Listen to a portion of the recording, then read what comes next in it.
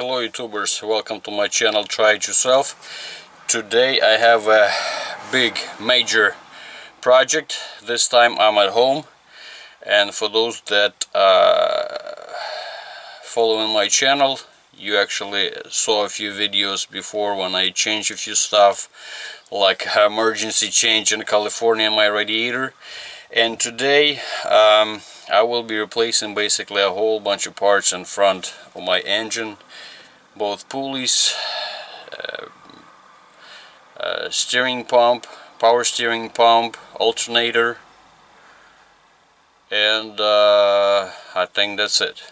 And actually I will be changing my blower over here, heater blower. Right now I have on my engine 657,000 miles. For those of you that doing measuring in kilometers, this is already way past the 1,000,000 kilometers. So the story is, this is my second engine. I replaced the engine on this van. This is 2015 Transit, by the way. I replaced the engine when I hit 400,000 miles almost 2 years ago.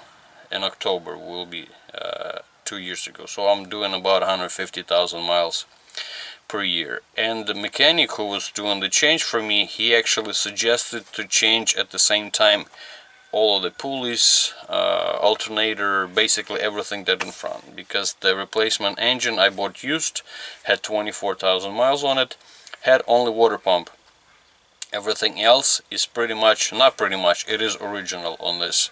So it lasted that long, and now I start hearing noises. I'm not exactly sure if the noise coming from the pulley on the AC.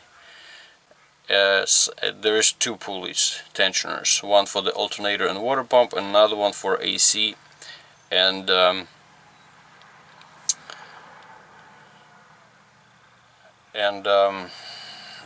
power steering pump. So it's coming from the AC power steering pump side. AC compressor I replaced a year ago, so it probably not it. At least I hope it's not it. From the noise of it, it sounds like a power steering, but when you put a hand and try to feel the vibration and where the noise coming from, it feels like from the pulley over there.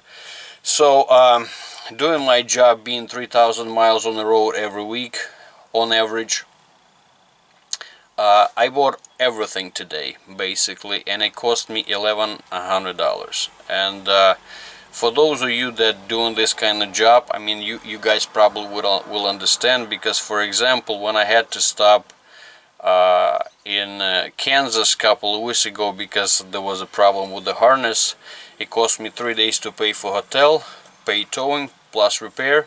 So one little thing cost me exactly $1,000. So for me, I'm just being a little bit proactive rather than reactive, and I think this is just a smart way to do, and maybe I should have done some time ago. So and the reason I'm changing the blower motor, because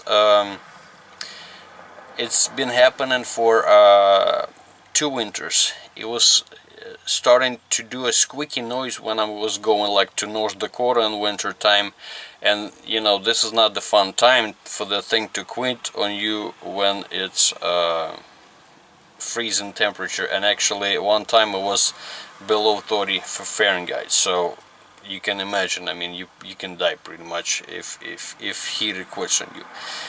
So but summer was fine, but then a few weeks ago I was down south of Texas, and this noise starting to come even in a warm temperature. So I don't know when it's gonna give up on me, but then again, having 650, almost 60,000 miles on it, I think it's actually already work itself out. So that's gonna be another my project. So I'm gonna break this video in a few different sections, and because I have to change so many stuff up front rather than just one part, I actually decided to remove the whole front end, kind of like when I was doing the radiator.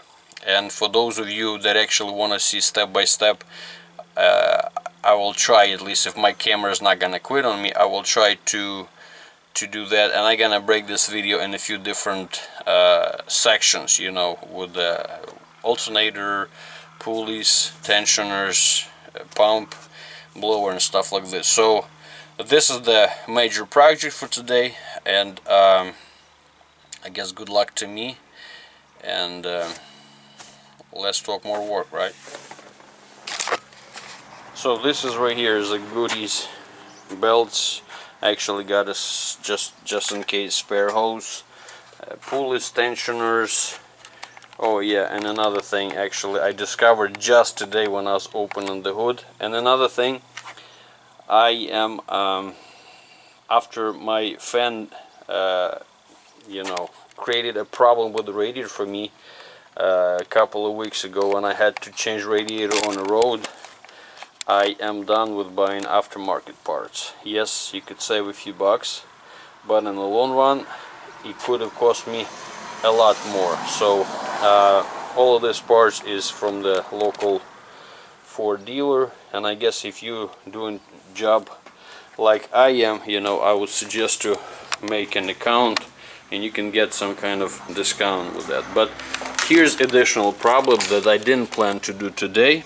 I discovered some wet stuff over here near my, and level was dropping a little bit, and the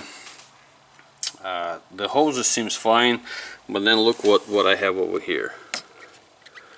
See the tank nipple over here snap inside the hose, so the antifreeze was actually dripping over there a little bit, and it looks like a recent problem, but anyway. And if you check the video with the collapsed hose, I actually bought a new cap today, so I'll have update. I have a new tank, new cap, so this is going to be part of the project today.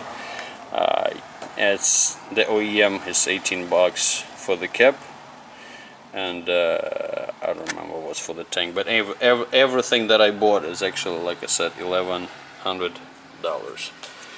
So that's the project for today. Let's get it on.